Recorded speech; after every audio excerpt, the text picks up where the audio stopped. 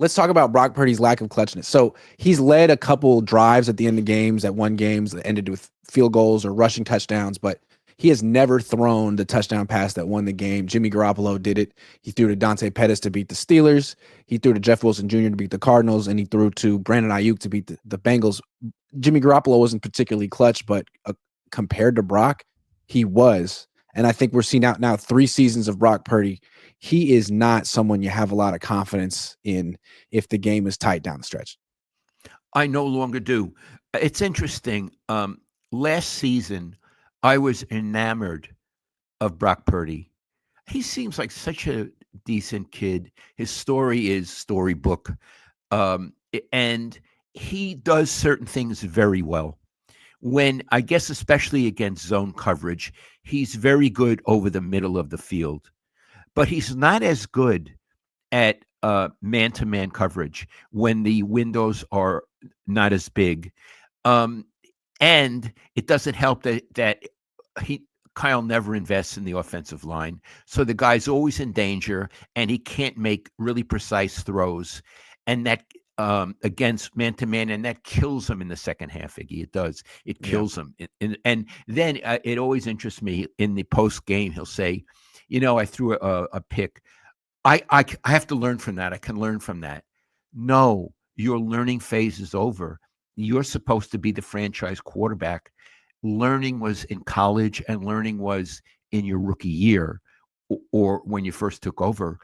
You're refining now. You're not learning. So if you still think of yourself as learning, you are not the guy. Dad, this year he has 12 touchdown passes and 2 picks in the first half, and in the second half he has 8 touchdown passes and 10 picks. How could a guy be that good in the first half and that bad in the second half? I think it's a collaboration, him and the coach. I agree. But he doesn't seem to handle pressure, Purdy, very well. Nor does the coach. No. Neither one seems to handle pressure very well. I thought like maybe the most interesting moment from Brock last night, the interceptions were horrible, and we've talked about those, but in between them, sandwiched between, there was a possession that started where he gets sacked on 1st and 10. Not necessarily his fault. But then the very next play, 2nd and 15, he takes a delay of game penalty. And that to me is a quarterback who's rattled, who's not, the thing about Jimmy Garoppolo that kind of annoyed me sometimes, but was also maybe his best quality, was how he would just move on to the next play. Bad play, interception. He almost had a smile on his face, and it was annoying sometimes, but it was his best quality. He actually could play well after making big mistakes. And Brock, I don't know that he can. He seems sensitive, right? Mm-hmm. Like, as someone who's sensitive, I see it in Brock. That's how I am.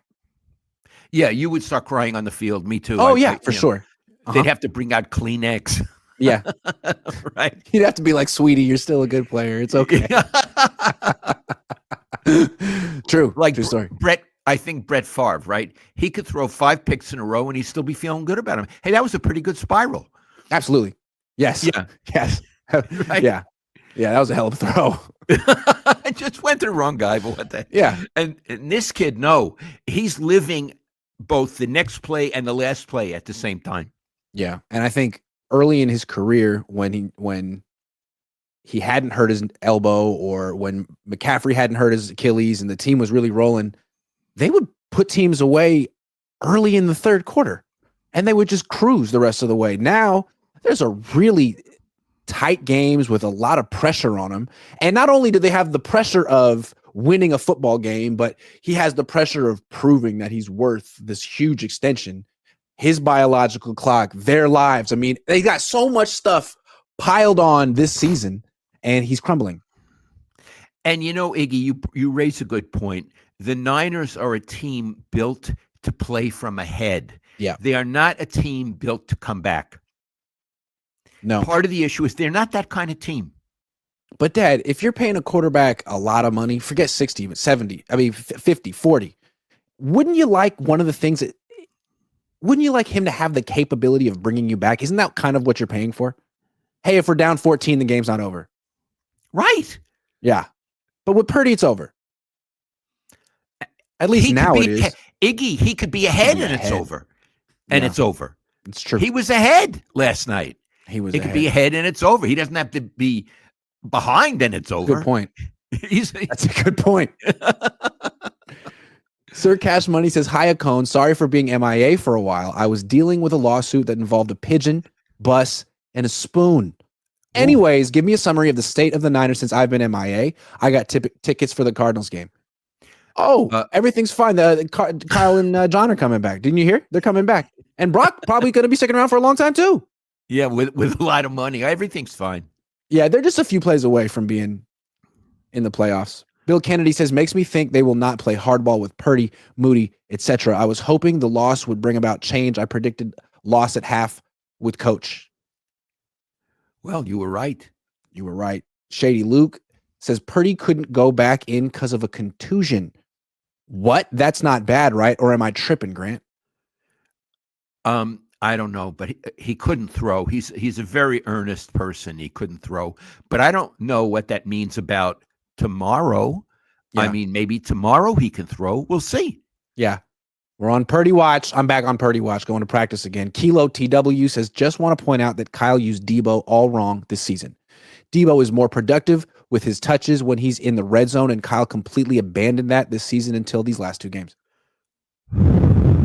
Thank you, Kilo. I don't care. Dave Barclay says, missed beginning. Feel like I called all this 7-10. Oh, so they're winning next week with Josh Dobbs. Maybe Josh Dobbs will be their best quarterback yet. Neil says, happy New Year's and happy Hanukkah, Papa Cohn and Grant. Out of all the players you've ever covered, which one was your favorites? You mean on the 49ers? I see. Me sure, let's do 49ers. Oh, gosh. Steve Young. Favorites meaning that I like the most, not that the best players. The old left tackle Keith Von Horst, who died a few years ago, was just an absolute wonderful person. I would say those two come to mind. Brent Jones, Russ Francis, who died, Charlie Young. I love Charlie Young. Such an interesting man. They Joe come Staley. to mind. Oh, gosh. Joe Staley, what a wonderful guy. What a truly wonderful guy. Yeah. Jimmy Ward. I don't know Jimmy Ward. For me, Jimmy Ward, George Kittle's been phenomenal. I really enjoy covering Brock Purdy.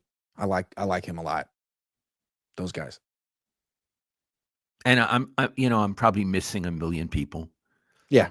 Shady Luke says, I watched Jalen Hurts come back versus the Chiefs and Bills last year with a 30th ranked defense, and I don't want to hear excuses for Brock.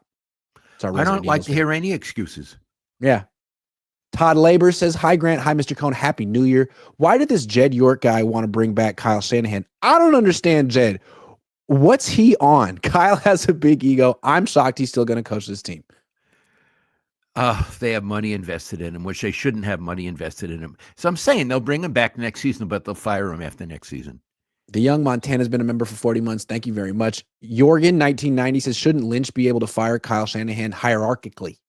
No, Shanahan hired him. It's a very strange relationship from the get-go.